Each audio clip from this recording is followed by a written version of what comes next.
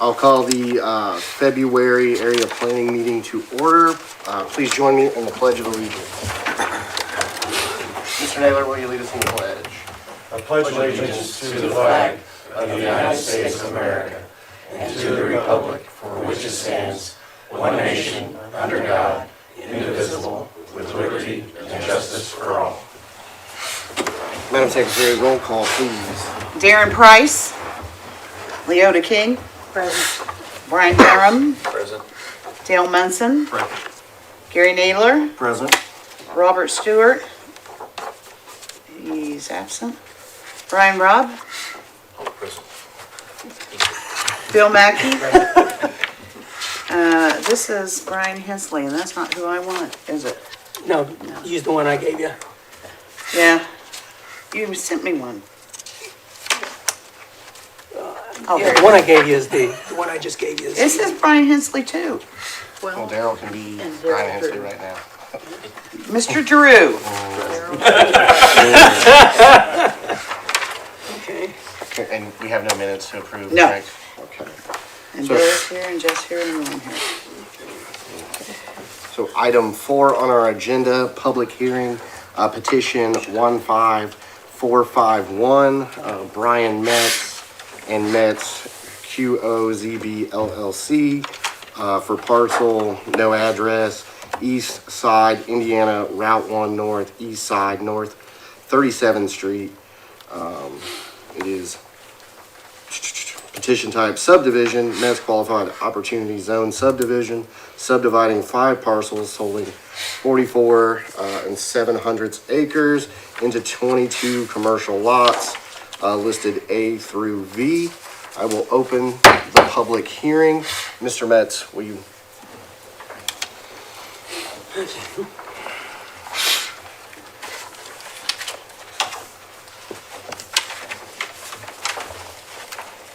want me to just tell you what it's all about? Okay. Well, introduce yourself. Okay, and, Brian Metz, I'm the owner of Metz QUOZB, which is a Qualified Opportunity Zone business. And I had to create that above my development businesses and that because it had to be a separate entity in order to take tax breaks. And that's gonna be a huge factor for that property, for retailers and business people to come in there because in a opportunity zone business, say a guy has a McDonald's in Lexington and he sells it for $4 million. He gets $2 million, say his cost basis was $2 million. He can take that $2 million cost basis, keep it, invest his $2 million capital gains taxable into the opportunity zone business, keep it in 10 years, it's 100% capital gain, or 100% cost basis. It's huge. And that's a big thing that will bring businesses in is tax breaks. The other thing is we're trying to make it a really nice facility. We've got a lot of covenants in there to keep it nice, clean, brick, and stay away from, stuff that just doesn't look aesthetically pleasing. And then we're slating the area next to the houses, the residential, for an assistant living, because that would be more, work and complement the housing. And plus, assistant living is going to keep their yard really, really nice, and it's going to be like a residential setting. We got 3 entrances going in there. That was to kind of keep the flow of things in there. And then I dealt with Nathan Sturdivant, who's the engineer for IDOT.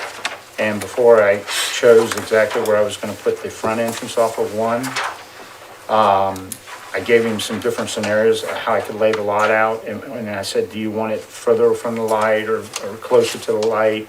And he's the one that made the call on how he would like to have that to make it work better for flow of traffic and to complement the light, but not be too close. And then also, the other thing I told him, there was a factor that I had a real problem with was, because when I was out there a few times, I seen people walking along Route 1 to get across there to the shopping. And I said, I really don't want to put a sidewalk across the front.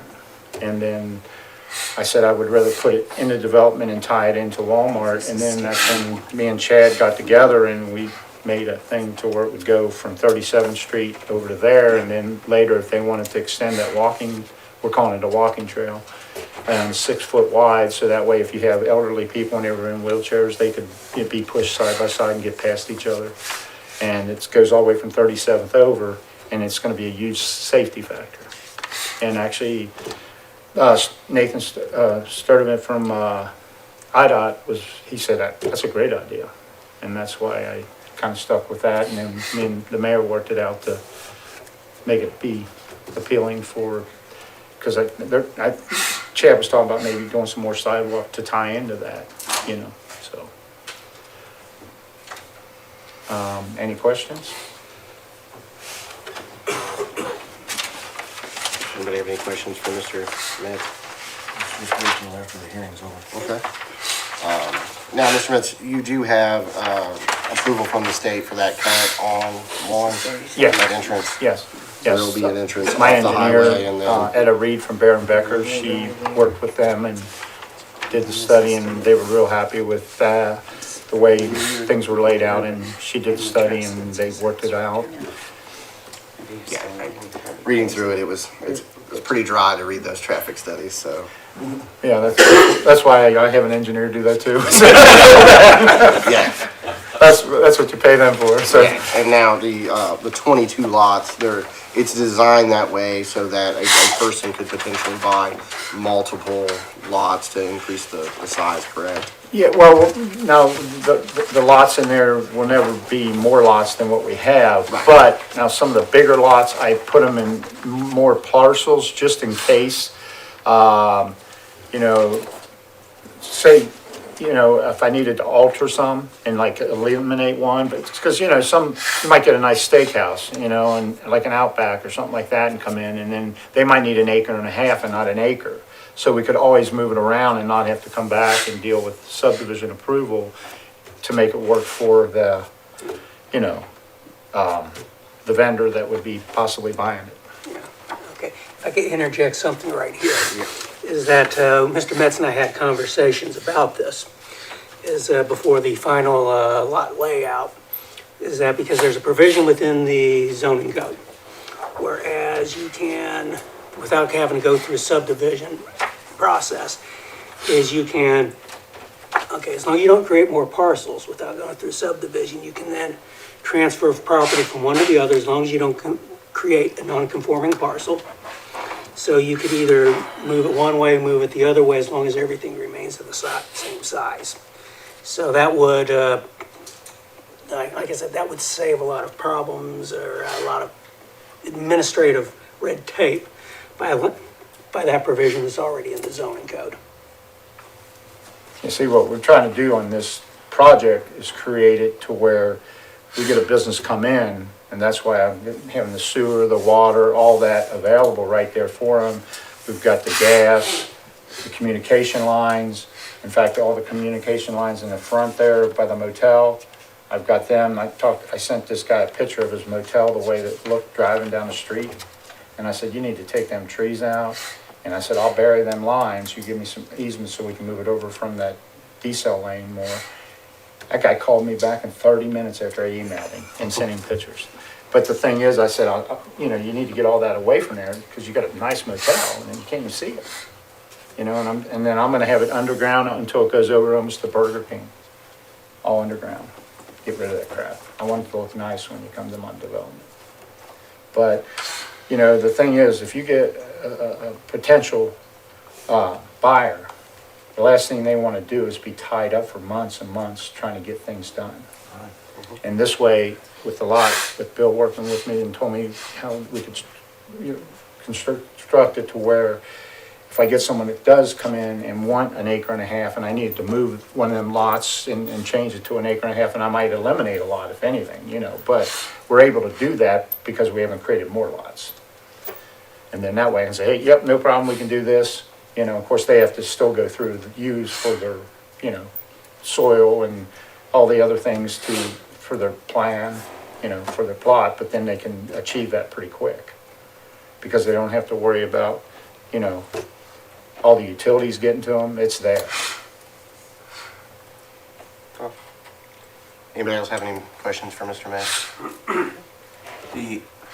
On the Opportunity Drive, entrance to State Road 1, do you plan a left turn lane and a right turn lane out onto 1, or just one lane? At a Williams, roughly. Good afternoon, I'm Etta Reed with Bearbecker. Do you need my address for the record? Okay. Yes, we will be putting in a right turn lane and a left turn lane on State Route 1. But on our Opportunity Drive, it'll just be one lane exiting. That would be onto the Walmart parking lot, the Opportunity.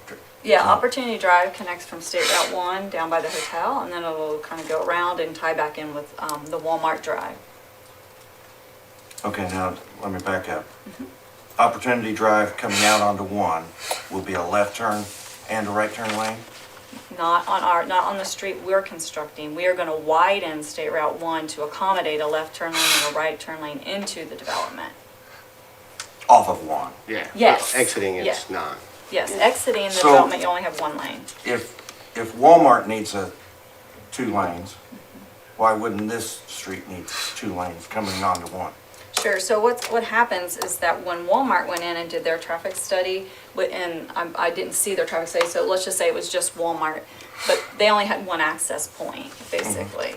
And so because Walmart's already there, we are able to kind of take advantage of the fact that they have an access point, and then we're providing 2 new access points by connecting to 37th and State Route 1. So now there's our traffic, and it's really gonna help Walmart too, it's dispersed to 3 access points instead of everybody funneling through 1. So then, will this be on 1, will it be a totally separate from what's already out there? Or will it be a continuation of what's out there? No, it'll be separate. I have a plan, if you'd like, I can share it with you. I think I saw it, but I just didn't quite understand Sure, for sure. I'd be more than happy. The volume's kind of overwhelming. Yeah, with all the calculations and things that Yeah. factor into that. Yeah, and Gary, and that's one thing that's done is when going through the traffic studies to make that determination, you're looking at, say, build out of the project, the type of uses that you're anticipating, then the peak hour traffic generated with those, and then as you split it across with 3 different egress and access points into the project. Those are taken into consideration also. Kind of like when remember when they did the pedestrian emergency egress in the courthouse? It's a similar sort of thing. This is in these packets, right? It should be, yes. Yes. So But it's a lot easier to this see is the big- Opportunity Drive where the new drive we're constructing. So here's 37. This kind of gets cut and pasted here. You know what, that's maintenance traffic. Let me get If it. that's up to those houses. Yeah, on 37th Street. This is better. This will show you the striping, the signs and all that good stuff. So again, here's Opportunity Drive. Here's These are the 37. houses on So we'll 37th be Street, widening, down put in here. a right turn lane. And then we'll be widening over I here don't so know that why you'll you've have a left got turn one that lane. don't have it on there. And so here's a continuation I don't of see it. it. Well, I So just this is pulled this the one out. beginning of the right turn lane that drops into the retail center where Burger King is. So it'll be, it's not, Yeah. Assisted living. And this has already been state approved? Proposed Yes, assisted living yes. development. we don't have the permit officially, but they gonna be have there in signed the off on corner. it. They have given us a few minor comments. Those went back in today. Or I'm sorry, last night. And so, yeah. It just seems like it will be confusing. People will, that close together, it seems like that ought to be there ought to be a left turn Oh, like a down the center. continuous long Yeah. left turn lane. Well, the state's the one that determines that. And I understand that. And we're not- That's why We don't I asked overrule if the this had state. already been approved. Yes. That's what I'm saying. When we did this thing, and that's why I told you up front that. It's already a nightmare out there. Oh, but this is actually gonna help because you're gonna have two other locations coming out, but the state's the one that made the comments to me and told me how they wanted it to be adjusted. And them guys do it every day. And so that, Sometimes I wonder how often the state comes to little Connersville. well, he was actually really happy that we were doing this there. It also concerns me that we have 22, possibly 22 more businesses without a left turn and a right turn lane on Opportunity Drive out into State Road 1. That concerns me as well. Well, you got 3 exits now. You only had Well- one before. Walmart only had one, Right, and with all of those shopping centers yeah. that are there, and they had the left turn, and now we're adding 22 more. But see, they can go out 37th, and 37th can go down another street and get out. So there's a lot of different things that But people. convenience, Well, they the walk people back that down on know, one. well, let's put it this way, if you're a local and you know that you can go a certain direction by going out 37th Street to get there easier, what are you gonna do? You're gonna use it. maybe. That's the way I work. Oh, If I Gary, know is one of your concerns that is, if it's only the one lane, if someone wants to turn left, you have other people backed up that want to Yes, turn right, yeah. it will then cause a backup down on Opportunity to Drive. Back to Opportunity, or Mets Drive, or whatever. Well, but then some of them might go up 37th Street. I mean, you're not gonna have everybody at one time anyway. I mean, there's different factors. I'm looking for great development here. I'm looking for this to be full quickly. That's what I'm trying to plan looking to put on, not 30 years from now I'm being looking to full. put between $100 and $200 million worth of freaking businesses in there. Yeah, and I hope we do, and that's why I want to be prepared for the traffic volume. Hey, Gary, I can't speak for this project, but for my project, fair I started, NDOT would not let me put a left turn out of there. They wanted everyone to go to the stoplight through one car. I don't know if that applies to this, but I know when I tried to do it, they would not let me do a left turn out. They said right turn only, and that's Yeah. it. So I don't know if that applies, but on my property, they would let me do it. Well, Mr. Sturdivant's the one that basically dictated how we had to do it, Correct. so they're the state. I'm just concerned about the future of traffic flow with that in mind. Well, with $200 million worth of tax base, you got money to work with. Shouldn't be the taxpayer's No. responsibility to add to the street. It No. should be the developer to do it right the first time. Right, and we're doing it right. I mean, we're doing it I according mean, to that's, state. that's what Yeah. I'm concerned with. I spent $100,000 to do it right, in just engineering and surveying, so, Yeah. you know. I didn't just go home and draw it up on a piece of paper. I can't imagine that the state wouldn't have thought ahead and think if he needs that or not. Right, and part of the traffic study was we did have to determine, we did analysis to evaluate if it was warranted, and they were not warranted. Had they been warranted, we'd be putting them in, and so that is a requirement of the state for us to look at that.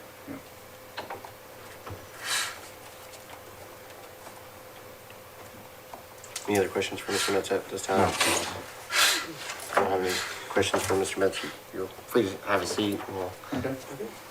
I guess as we talked about before the meeting is if you could explain the design and the engineering process that, okay, with the streets, the way the walkway's laid out, by being sheet flow, and then I guess that's determined in by not also having a curb system also is the sheet Sure. flow drainage.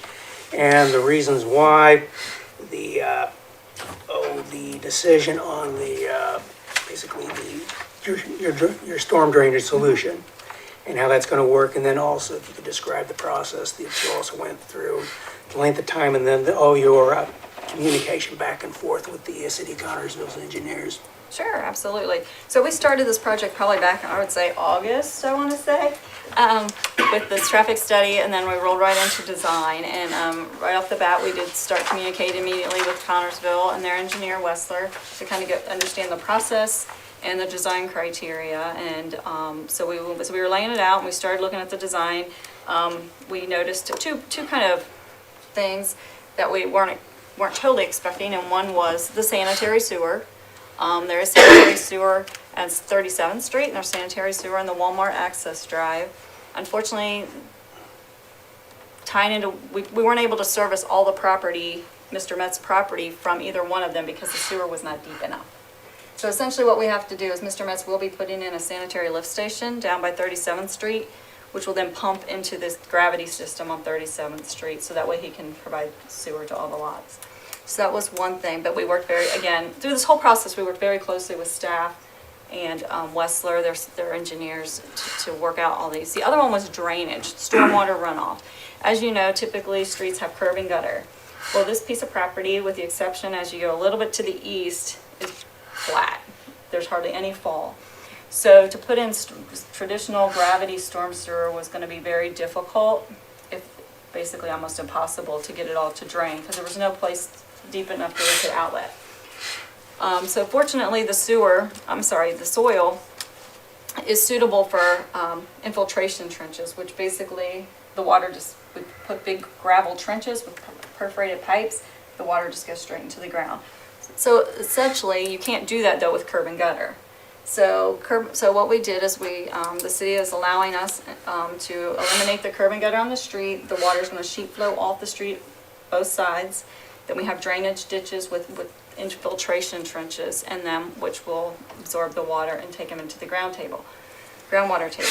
Now, as a lay person, no, you will not see these infiltration trenches. You will not know they're there because we will put 6 inches of topsoil and grass will grow on top of them.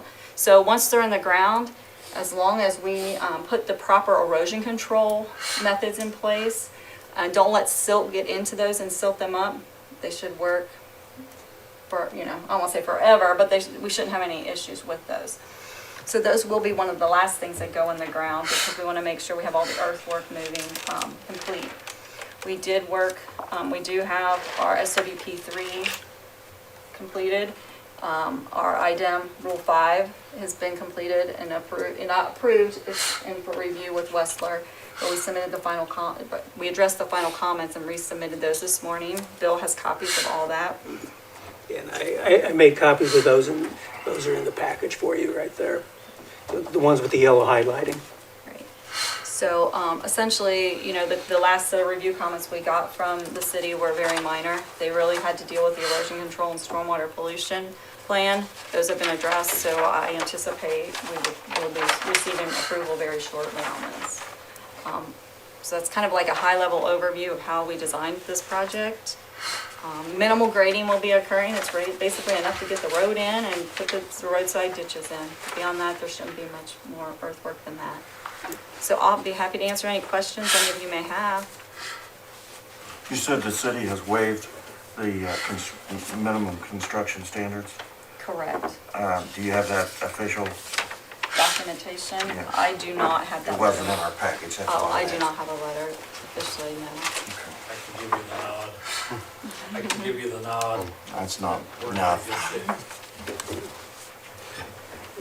Okay, I guess this is a Mr. Westland question. So basically what we would need for that would be an actual official letter signing off on that from the Board of Public Works, since they're the entity over the construction standards. Sure. Okay.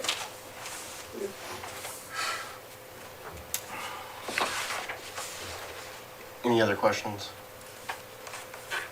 My main concern when I looked at the property and it said there was not to be any stormwater sewer, and we've been going through a big expense with separating sewer lines in downtown Connersville and most of the city. I was concerned about no stormwater, and that answers my question on that, how that's going to be handled. Because with it being that flat, I thought, we've got a problem here. Right. And essentially what will happen is each outlot user comes in, they will be responsible for providing their own detention and water quality. So we did not provide it for the whole development. Each outlot user and tenant, as they come in, they will be responsible for providing it for themselves. But they'll use a similar system. That's really the only system we can use out there on that site.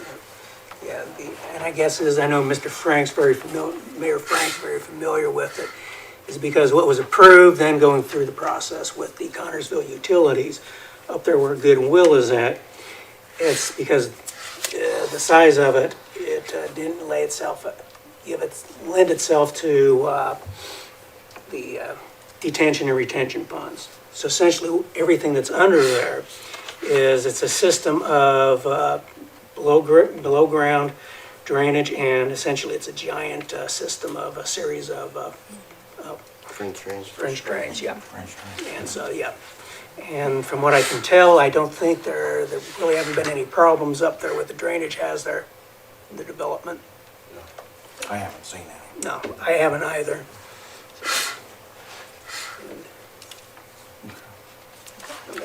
Thank you. Is there anyone else who'd like to make comment on this petition?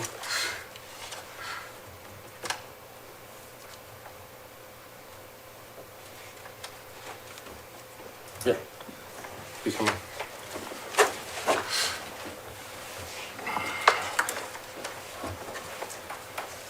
Name is Matt Seifert. I live on 37th Street. The hotel's next to me. So our concern, my wife and I, Christina, people fly up and down that road. And you're wanting to put a road right there, an access point. You've got a school across the street that people still pay no attention to, with kids running outside, that people just fly down the road. Put a cop there, they'll tell you. The other concern is you've got the two apartment complexes across the street from us, with people flying up and in, out of those at all hours of the night. Our mailbox has been wiped out 3 times. They've gone into our yard. I don't think it's any big secret. It's a big drug scene over there most of the time. They cut through our property. They cut through the field to get to Walmart. We have to go outside and pick up needles several times a week. And we have a 2-year-old daughter. And you guys want to put a freaking road right next to our house.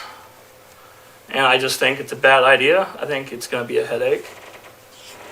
I'm not against building up Connorsville, but you want to put 22 more businesses in, and we can't fill the empty buildings we have now. I mean, even the stuff that, like we're a Dollar Tree and stuff, I mean, there's stores in there that are empty. Kmart sat empty for years until it got tore down. The plaza on Park Road where the old Walmart was, half of that's empty. Shouldn't this town be focusing on the buildings that are sitting empty now and fixing those up instead of wanting to build 22 more businesses? I mean, and how clean is it going to be? I know you want to stay clean and look pretty, but I'm telling you, with the apartment complexes next door and the drug addicts walking across, there's going to be issues. Because we see it every freaking day at our house. My primary concern is safety for our family and our daughter.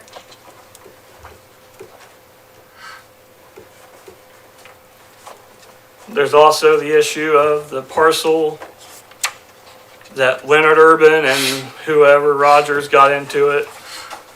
Some people say it's on our property. The courthouse says it's not. A lawyer said it never existed.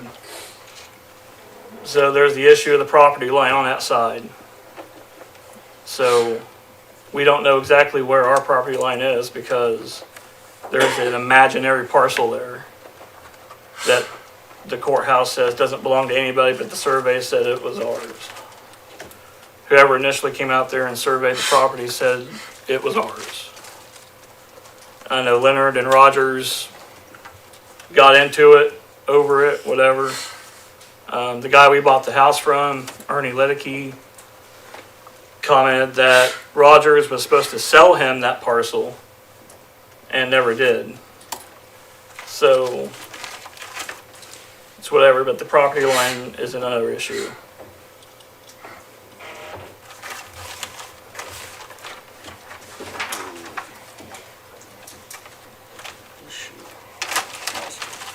Does anybody have any questions for Mr. Seifert? No. Thank you so much. Thank you. Anyone else who'd like to make comment? Yes, Mr. Metz. I'm pretty strict on title work. And I've got, on that title, when I bought these properties, I did a, oh, what the hell is that word? The bank requires it and all that, title insurance. And so I've got, that project has title insurance on it, and there was found no faults of that title as far as the property line. Number two, if you like, I'd be glad to show you the amount of covenants, which I think you guys can see on there. I drove through Connersville and I see stuff everywhere that I would not allow in my development. And the other thing is, if you're that house there, we plan on putting some nice, like Norway spruces and stuff. As far as the, you know, and to stagger them in there to make it nice for you. And we're not trying to make anything a problem for you. And if anything, it's probably gonna help the problem with the drug problem, because that's probably where they're going, back in them fields and stuff and going to drugs, which they are not gonna be able to do once that's set up, because the officers, I'm sure, of the town are gonna be going through there quite a bit, being business oriented. But there isn't a title problem. I don't think it was. Well, I know it We is, got because they can't issue a title insurance for my project without, if there was a title problem. And I'm not gonna pay a huge amount of money for something. It's really complicated, but it's not an issue. Okay, okay. Oh, Bill, Mr. Mackey, I know you've dealt with this particular, going on in that particular parcel. Could you enlighten the plan commission about that? Yes, what Mr. Metz bought was definitely off, it had no title problems. The piece Mr. Seifert's talking about, there is a deed description of that belongs in was part of the Rogers property, and it'd probably be in his estate. I'm not sure what that, remember what it was, 10 or 12 feet or 15 feet in there between his property. What they fought over, you're talking about for years. He actually got title to it from Urban, and there's a description of it. So it's actually would be in his estate. I mean, you'd have to go through the Rogers estate in order to purchase it. There's a gap between your property and Mr. Metz's property that Rogers still owns, the family will. So you'd have to talk to them about getting that property. Also, there's another piece on the There's other a small side. I was gonna piece say, 'cause between mine, we got title insurance on between the your whole tract and his project. tract and- that they fought over Yeah. for years, and it was finally settled. I can't remember, I think Gary Du Bois, local surveyor, surveyed it, did a description a few years ago, and it's a record. And it's still in Rogers' name, so. Which is not part of this project. No, It's because east that's what of- had me confused when they were No, saying it's this east of- with it's my between entrance, and I'm between like, the well, wait a properties. minute now. I ain't spending millions of dollars on no title. Mr. Rogers. You're right. Mr. Rogers built that house, he lived there. Originally. Yeah. Yeah, so but you know, I can tell you, if you would like to see the covenants, and these guys will assure you, you've probably never seen that many covenants in a friggin' development, not many. In my subdivisions, I have an 80-lot subdivision, I have all kinds of subdivisions, but I have an 80 lot over in Franklin County by Harrison, West Harrison. And I had people fighting over lots, and at the end, because of how nice it is. And I have restrictions, in fact, I'm getting ready to turn it over to the people in there now, because I have, and then violations, I mean, I don't play when it comes to that stuff. I've been a proven developer, Thank you, Mr. Metz. you know. Okay. Well, I will say one thing with the covenants is it goes way, way beyond any residential covenants any local subdivision has. I mean, Currently. yeah, I haven't seen anything with that kind of covenants because we haven't had this type of commercial subdivision. So there's some things that are very unique with it. And among those, as Mr. Metz referred to, is a lot of control over the construction materials. Very restrictive. Is there anybody else who'd like to make public comment? Seeing none, I would entertain a motion to close the public hearing. Second. So we have a motion and a second to close the public hearing. All those in favor signify by saying aye. Aye. Any opposed? And the public hearing is closed. Okay. Oh, if I might ask our attorney a question, because we have two things that are kind of outstanding. One is the final sign off that's being reviewed by the Connersville Utilities for the erosion and drain sedimentation control. And also the, not have an actual written, waiver of those particular standards. Is it possible then to then have approve a primary approval contingent upon those two particular items? Of course, yes. Okay, so then all that would do is then leave those two items, and then also the financial surety for, with the city of Connersville, and that'd be the only thing standing in the way with the secondary approval. Secondary approval could happen in March then. And so then with the secondary approval, but, yeah, so, Given. yeah. Question, Yeah. Mr. President, for Bill, Yeah, just for my own clarity. yeah. For instance, let's say for instance, the proposed assisted living development. Let's say that comes in, they come in and say, you know what, we've decided to we want to double our capacity. Well, Then without going through subdivision, No, they would have to come back to yeah, you. see, what it's gonna require, the assisted living, it's Right. considered a healthcare facility. right, So it's gonna require special exception. right. So- I understand, I guess what I'm getting at is the lot, Yeah, Buying moving, more lots. moving the lot oh, lines, we can do that without, okay, they could move the lot line, but they would have to then come in and revise, amend the special exception approval.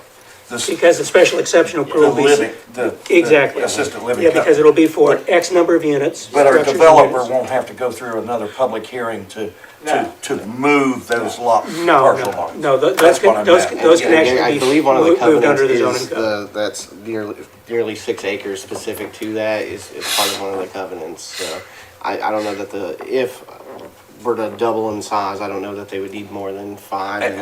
And I guess I'm just using that as an example. Yeah, It could be McDonald's. If McDonald's come in and needed 2 of these smaller lots, Right. he doesn't have to come before us to change that with a exactly. public hearing. They would just have to go through the process then of re-describing the lots. It'd be a surveyor re-describe the lots and then the recording of those lots. Okay. So, well, you've We seen just it. can't have more than 22. Exactly. Correct. Yeah, well, Yeah. yeah, because you've seen how, I think some people have looked at a lot of these. You see how in certain subdivisions, you have lot X and then part of lot Y. And that would be part of the description within it, but then they'd also have to do a meets and bounds to show those boundaries. And the lots are actually gonna they're gonna have, under Indiana code, they're required to have all the corners marked. So all the corners will be marked, so.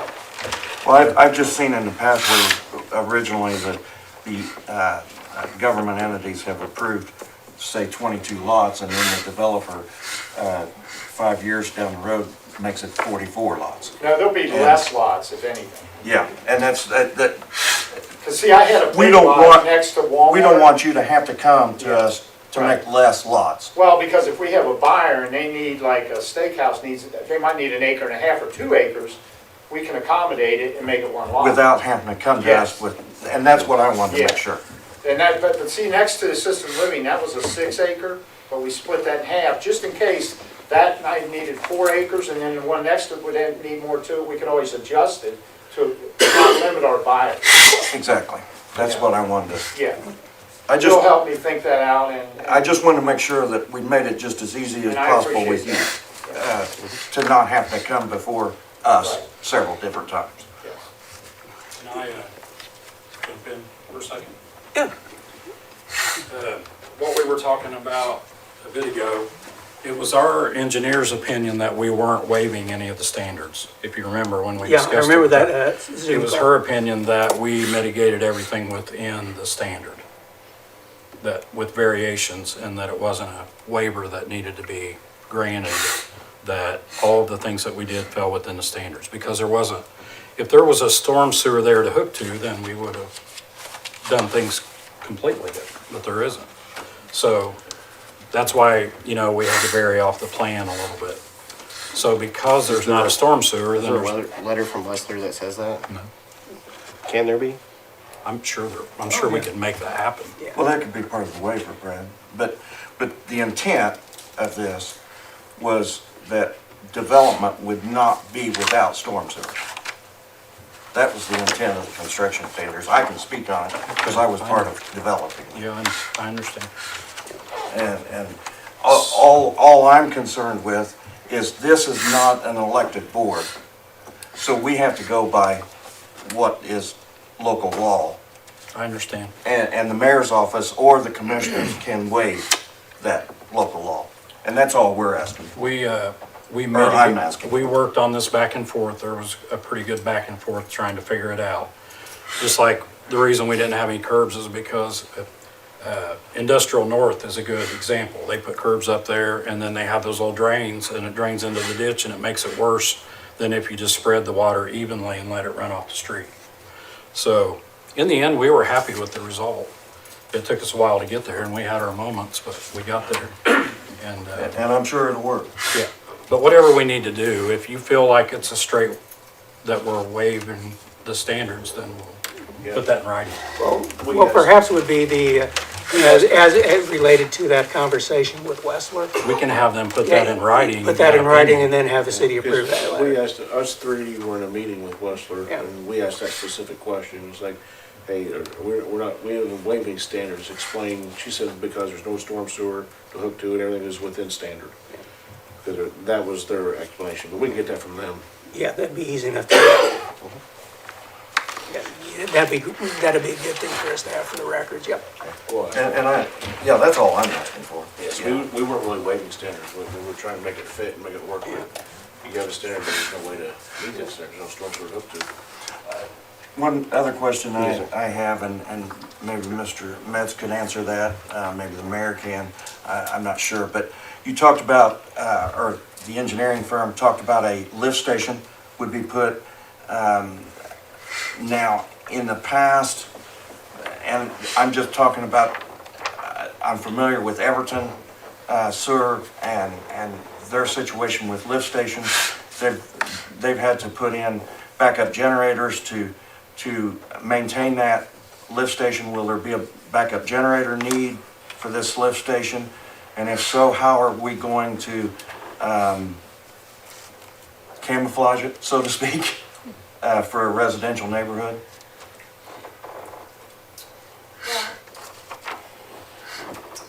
The lift station itself is predominantly under the ground. I mean, I understand, but you'll see it's some got piping. lift pumps that have Right. to maintain. Right, they're in the Electricity chambers too. underground. You'll see the electrical panel on the top and things like that. Mm-hmm. So it's not like a big facility above grade.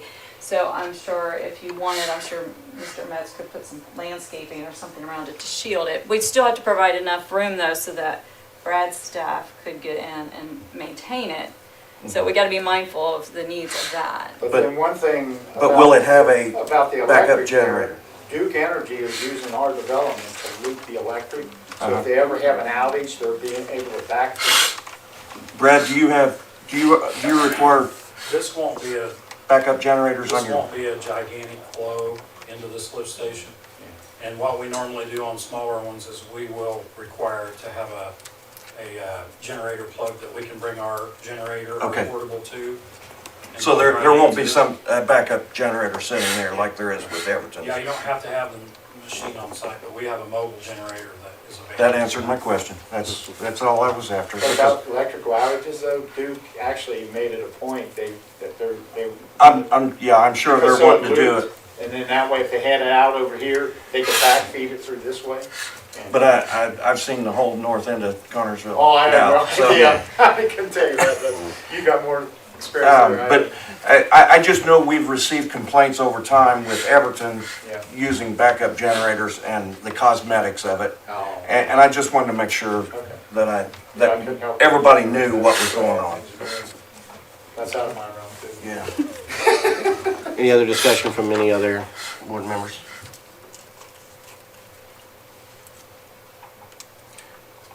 I would make a motion, Mr. President, that we approve preliminary approval of the subdivision pending, or the Primary. Primary approval. primary approval of the subdivision application, pending the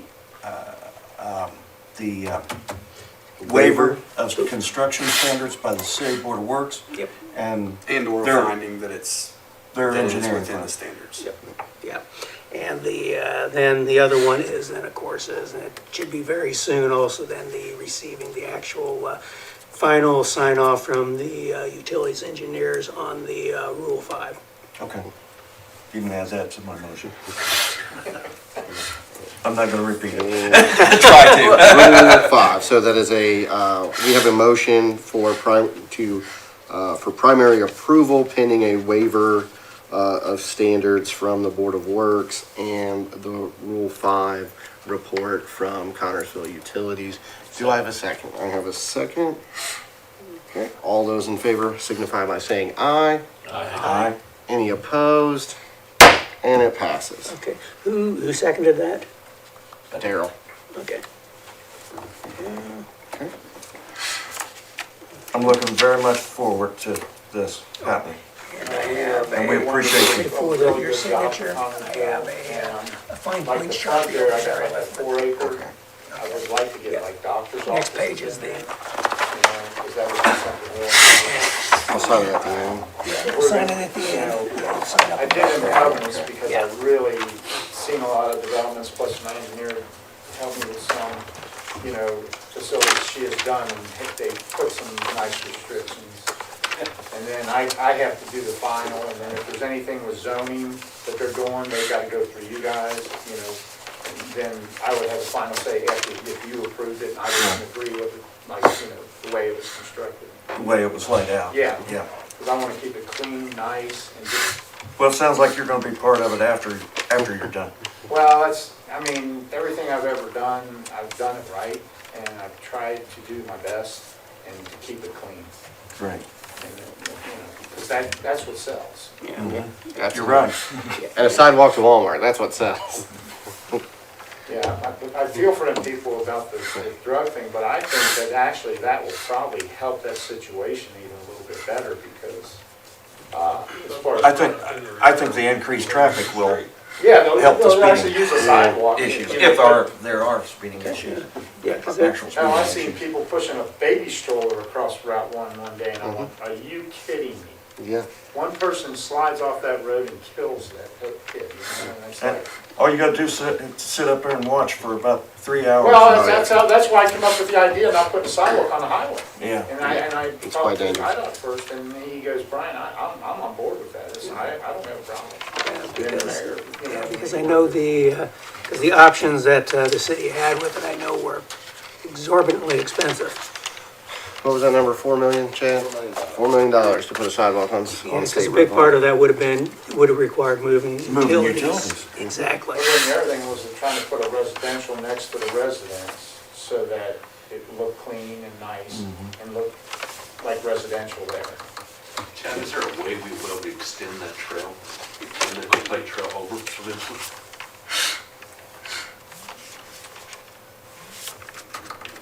I'm trying to find we're working on that, how's that? I'm trying not to give you an answer, I'm giving you an answer.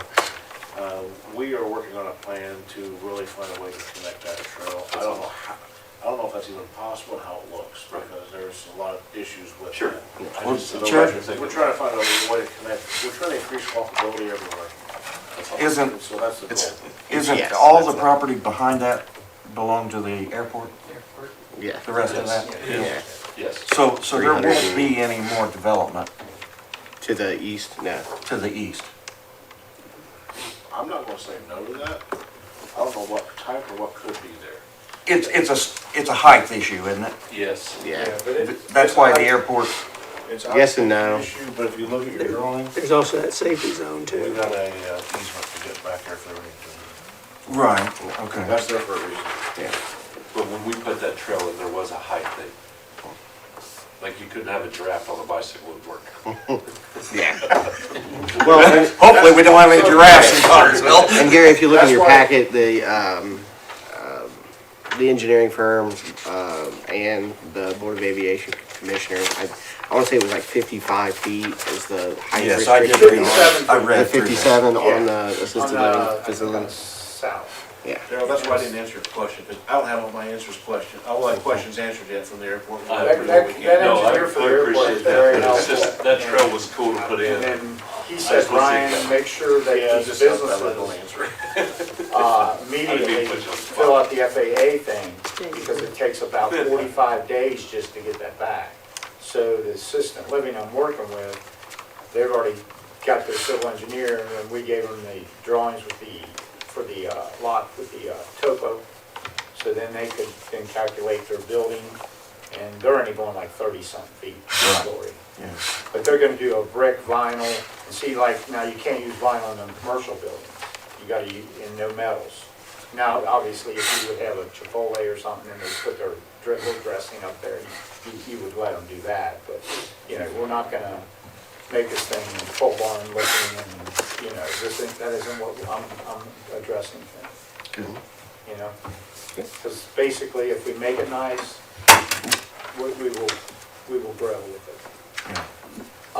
So now, they're gonna get you that document, then. Yep. What else do I need to do? Okay, the only other thing then, of course, will be then between you and the city, then getting the agreement taken care of on the financial surety, and then we can take care of the secondary approval. Okay, but do we do another meeting, or do you just do that in-house? Oh, well, it'd probably be good to, since probably March will probably, it sounds like we might have the assisted living in March. What's that?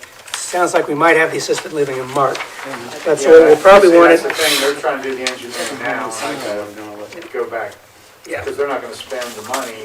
Well, And I don't know what's the deal if we can help it. no, well, like I said, is right now, you've got the primary, there's just those two little things, none of those are a drawback. Right. And then making whatever arrangements you need to get it approved by the city, and then at the March meeting, all it takes is a signature, but in the meantime, the rest is pretty much good to go. So, yeah, so that should not get in the way of you completing what you need to do, your negotiations with the assisted And living. then they can go to the next meeting for their approval. Correct. As So long as they're they're going before the BZA. before the BZA, yeah. Yeah, So, We will do the final approval of the subdivision secondary. or the secondary in March. Yep. And so, yes, you're, will that require another public hearing or? Doesn't require a public hearing. Okay. Yeah. All right, good. So it doesn't? No, it doesn't require a public just hearing. the developer of the assisted living facility would Right, require. right, they gotta come in with their plan. Yes, Yes. To the BZA, Yeah, yes. yeah. But So you you don't allow have it- to do a public hearing for this for again. this subdivision, Yeah, yeah. the secondary, but You just need those it's two usually good to letters. go ahead and have that secondary sign off done at a public meeting. Yeah. Got much interest in anybody yet looking for lots? The chance that he might have somebody for a front lot possibly, what is, and then, Break my own rules. What is your name, sir? I'm Chad, I'm the janitor around here.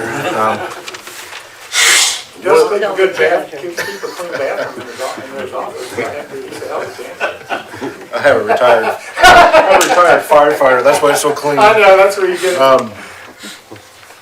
One of the things we've done to help out with this project is we applied for a grant for our rural opportunity zone. And a lot of people don't understand what the rural opportunity zone is. I'll explain it real quick. I know Brian did a good job explaining it.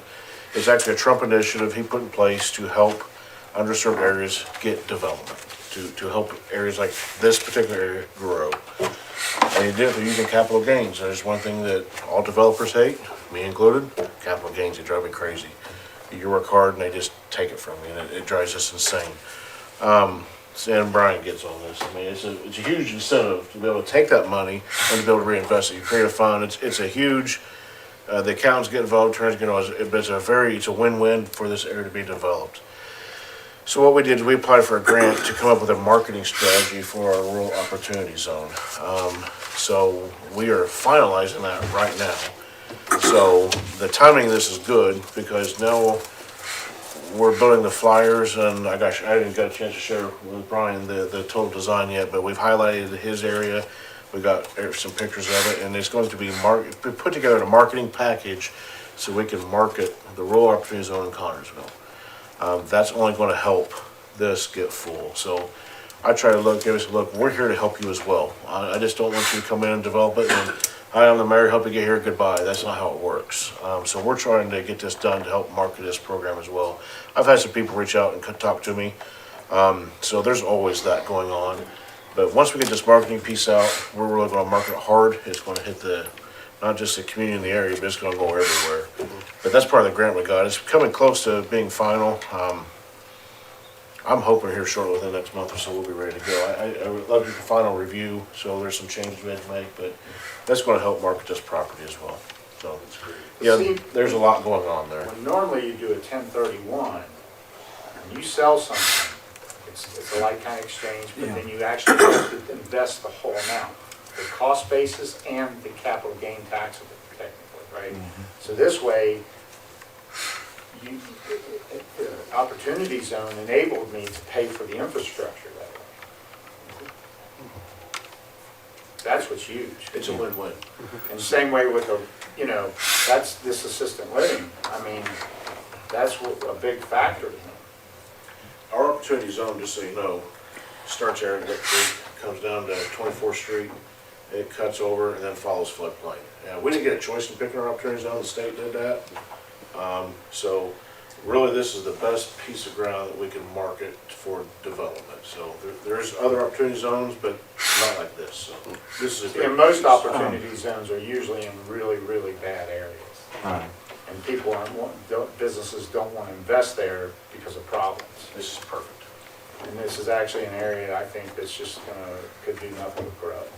Mr. Mayor, the opportunity zone, for everybody's clarification, is a federal. Correct, yes. It's federal. It's federal. There is still opportunity for local tax Oh, yeah. incentives. Absolutely.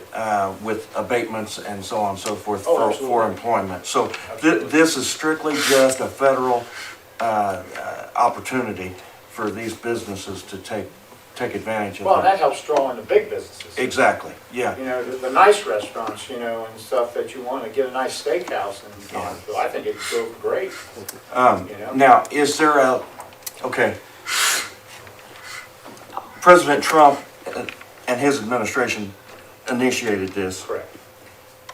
Once we've been determined an opportunity zone, is there an opportunity for the next administration to do away with that before we get our businesses in there? Well, no, see, my opportunity zone business is already in process for this project. So they it'll can't- always they can't be do there. it- They can't shut this out. Okay. That was the thing I wanted to do too before that, Yeah. what is in our. I don't want to say anything. Yeah, But, I understand, all I was sir. to say is I was wanting to get this going before he changed. That was my See, concern. once it's already done and filed, it's over. Even 10 years from now, No, it's still. a business can still take advantage of it. Yes, because Yeah. it's this opportunity zone business, and I had to set that up a special business for that project. Okay, that's, He has that he has better a answers my fund. question. set Otherwise, it up. would have been It's a North separate American fund, Development it's- Corp. But see, what happens then, your companies put the stuff in it, and they actually own the percentages of that business though. And that's how it gets paid out back to your companies. If you want a good example of an opportunity zone that worked very well, it was in Franklin County, in Brookville. A lot of that was done with opportunity zone, the hotel and all those areas, and what's that place downtown called, Third Place. A lot of that, Third Place, a lot of that was due to the opportunity zone investment, so there's opportunity, this is very beneficial. Now, the zone is set up, just like Brian was saying, it's set up. There are some pieces that, this administration could do away with, because they expired into January, but still, you got a zone set up, so there might be some pieces that will change, his accountants have to work through that, but the opportunity zone will still be there. But there are some tax incentives that were set to expire that, did not get renewed, and they should be renewed, in my opinion, because that is a driving force, but I don't know how this administration is gonna do Was it. there some around here they did do away with? No, it's a piece of the, capital gains incentives that they were looking to change, so you're more likely safe, because it went away in December. Oh, yeah, 'cause So- I already filed my business for it. So that's why we want to get his set up before December expired, and he was working hard on getting that done. Are there potentially any state help coming for this development? Or, State help, well, it depends on I what mean, it is. has your office been working with the state? As soon as he brings me a project big enough, I will. No, there hasn't been nothing from the state on this one. Okay. Thank you, Chad. Thank you, Mr. sir. Mayor. We'll, Appreciate all your time. Thank you. we'll move on to number 5, zoning code, solar draft discussion. Don't have anything new with that. Yeah, does anybody have anything new? I knew we wanted to talk about that at this meeting. Gary, I knew you had concerns on solar, on the development, that we had. Is I've there- not heard any repercussions from my question to the general public a month ago. Okay. Does Fayette County want solar?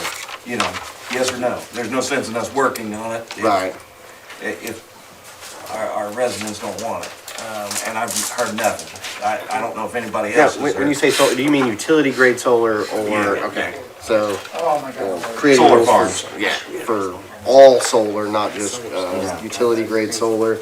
One of my concerns was on setbacks, but I think we have a 25-foot front yard setback and no closer than any other rear. So we would not allow, on our front yards, which may or may not create a problem for certain parcels, particularly along 3rd Street where there's no backyard. I mean, there's very small backyard, very big front yard, but we allow for roof-mounted solar, so that could deviate any problem there. And our big solar only, 10 acres, right? 10 acres or larger is considered farm-grade solar. And Darryl, I I'll refer to personally, you. Mr. President, Yes, sir. I'd really like for us to be able to sit down in our March regular meeting, and actually go through our proposed ordinance, Yeah, so that we can, and establish a special meeting in April for a public hearing, because I think we do have some interest. And if we don't get something in place, they can basically come in and apply for a permit, free gratis, more or less, right now. Yeah, because there's just whatever accessory structure, right? Requirements. Yeah, Yeah. the same requirements We need as. to address how it's done underneath too, because it's a big problem. I mean, we had all grass at the school, couldn't weed eat it, now we got rot, well, now we got weeds coming up all the time. So I think we really need to address how it's taken care of underneath, yep. because there's Well, a lot of issues with it. I mean, So we got weeds. did they put carpet down? They did. And you've still got the weeds coming We through? have them back 5 times quicker. well, one thing that's, it's typically done on the, Watered, you know, okay, typically done with the solar farms is what they're doing is there's typically a requirement for the vegetation to be native grasses and then also native plant materials. So they're also deeper. You know, you have, some of these are gonna have root systems about 3, 4, 5, 6 feet, maybe even more, depending upon the plant materials. And so that could deal with then the problem you have, because the ornamental grasses as you have maybe is about as thick as that's gonna be is maybe about 3 inches deep. So that's gonna lead to a lot of the problems that you had. And it does, and as far as the soil health and also then soaking up water is the, native plant materials are gonna work better. Yeah. you're never gonna stop all the weeds, but I mean, Yeah, right. you drive by it, every now and then it looks like just bad. I mean, it's bad for what it looks like. Yep. And I go by the one on 70 for Henry County a lot, and it's a commercial field. It's maintained pretty clean and it's all vegetation. There's no stone except for the Access roadways, the access to. So I think the school would have been better off keeping it in vegetation than stone. I don't know, it was a mess to weed eat, I mean, But, yeah, but I just think, and like Jeff said, we can always have more than one public hearing. If we get a lot of feedback in April, then maybe we need to go back to the drawing board, you know? But if we don't get a lot of feedback, then we can move forward with it. But I just think we need to get it moving in the process so that we could at least hold off some of these companies that are interested in Fayette County until we do get a new ordinance in place. But I don't know how quickly, Bill, how quickly could we have a public hearing if we set it at next month's? Okay, well, if Or we're would we gonna have to have set it tonight? no, we don't wanna set it tonight. Is what I would suggest is because if we have a lot of comments, or a lot of concerns about what's in there. Of course, as any draft that we have is a public document, so members of the public are, if they want it, you gotta give it to them. Right. Which you want it in their hands. So I'd say, let's see what we have after the discussion in March. Okay, I'd still like to sit down then with, because Brian and I have talked about different parts of it, so I think at least somehow, at one point, is Brian and I I'd like to sit down with Brian, since he's put in a lot of time with this also. And he is. And then work through some of these things and then answer these questions. Then we can maybe revise some of the things for then what we actually discuss with the plan commission. But you don't foresee any hearings for us next month, do you? No. In March. No, So- the one that's gonna take up the time is, of course, will be don't know how long it will take with for the cell tower, with the BZA. But that'll be the BZA. Yeah, and it looks like there may be another cell tower dropping on my desk next week. So there may be 2 cell towers, and, well, And maybe an assisted living facility in March, so. yeah. For So- the BZA. Yes, so Yeah, all for the BZA. So it could be a very, very busy meeting will be a very busy meeting for the BZA. But I guess I would really like for us to make this a priority for our next meeting, Yeah, Absolutely. so that we can yeah, possibly set a public hearing date yeah, for our March, Yeah. in our March meeting. yeah. Sounds like a plan. Yeah, so what I'd like to do is because, okay, what I'll do is I'll resend the draft to everybody. I'd like everybody to really put in as much time as you possibly can on going through the draft, the questions that you have, so we can have in March, we can have a robust discussion regarding the solar energy. That'd be great. Yeah, If you could send us that draft again, because I yeah, can find mine, but it's way deep yeah. in my files. Well, and the other one is then you'd have to go back, who knows how many emails back to find it. And searches don't always work. Right, I know. I think it was November. I pulled it up today to print it again. And then home occupation, I know you have a draft, Bill, of the home occupation. I haven't made any more progress on that because, as you can imagine with this, and then also Mr. Westland in particular is very familiar with all the things I've been having to go through, all the documents after documents after documents between both on the part of the petitioner, so. But, yeah, so I'm trying to remember, I don't know that there was anything that was, I mean, it looked like we were ready to. well, to it move on. needs to be put in, big part with it is formatting.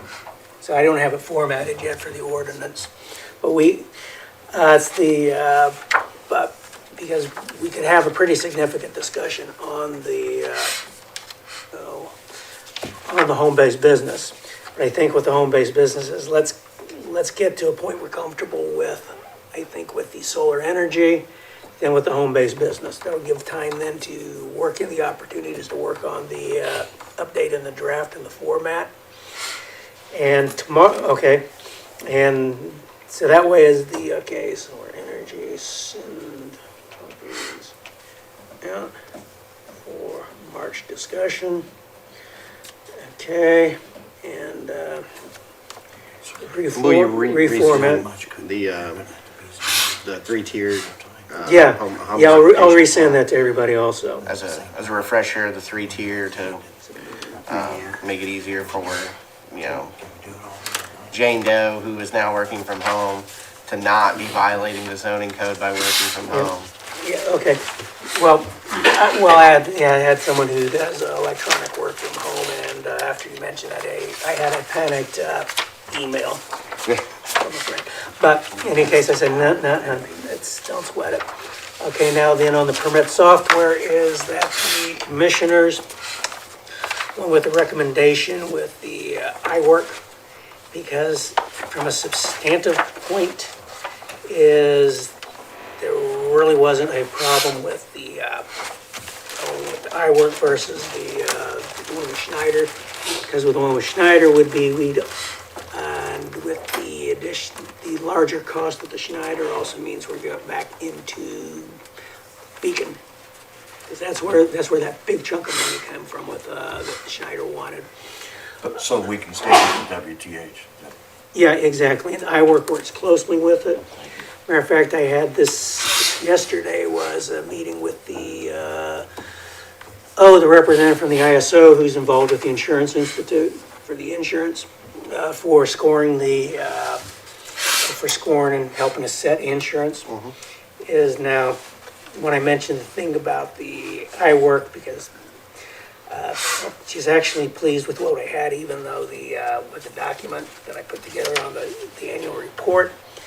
And I mentioned iWork, and she said, her comment was that from her perspective, she loves jurisdictions that she loves iWork. So she's pleased with iWork also. So I have a kickoff meeting tomorrow at 1 o'clock. Brian, you are welcome to attend. And so it's just going to be with a couple of the members. I know I forwarded to also the county commissioners, so if any of them are interested in taking part. Same thing with Michael King. So this will be the first step in starting to move forward. And in Franklin County, they're going through the process of setting it up. And so far, their planning director is very pleased with what they've had with their interactions and the training so far they've had with iWorks. And hopefully the public enjoys, the software. And Mr. Munson, Commissioner Munson, this is something that will go beyond just planning, or potentially go beyond planning. Many departments that the commissioners oversee will be able to utilize this software. So I think it'll make things a lot easier on the taxpayer to perform certain tasks without having to go to the courthouse between 8 and 5. Yeah. Well, I think a big one for a lot of people would be that it's also going to be set up to allow people to make, online payments. And we'll also have it set up, if we also have people come into the office, they still want to do electronic payments. So this will still allow them, even if they come into the office, to do the electronic payments. So. Director's report, 8 permits issued in January. One very, very big one. Yeah. So the Walmart remodel. So it was for the month of January, $1,818,049. Where like 1.2 million of that is Walmart. So it's a big project At Walmart. So if you're going to go to Walmart, because right now the part that I inspected today is for the restrooms, so they're currently closed. They'll be closed a little bit longer. So once they get back to then installing the fixtures, I'll do the inspection. So that's why if you've gone to Walmart, you've probably, the last week or so, you've probably seen the trailers out in front of the doors. Those are for the restrooms. So out front. For the employees. No, for the customers also. Oh, really? Yeah. So, just go before you go. I did see that. I'd entertain a motion to approve the director's report. All those in favor signify by saying aye. Aye. Any opposed? And it passes. Motion to adjourn. So moved. I have a second. All those in favor signify by saying aye. Any opposed? And we are adjourned. Thank you, everyone.